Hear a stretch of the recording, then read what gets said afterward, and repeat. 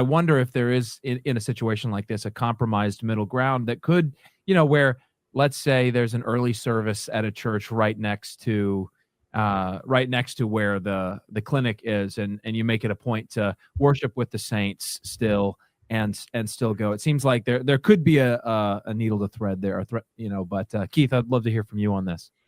Well, I agree with what Matthew said. I would only add one of the things that, and even our church does not do, but I think is a sad reality in many churches. And so I'm sort of saying, and my church too, is we've gone away from evening services. And I imagine, Matt, do you have an evening service at your church? Sunday? Not every week. We have them occasionally. We have them in the summertime sporadically, but we have multiple services in the morning. So it's fairly exhausting for us because our church is larger than our ability to fit everybody in the sanctuary. So we don't do it every evening, but we do have some.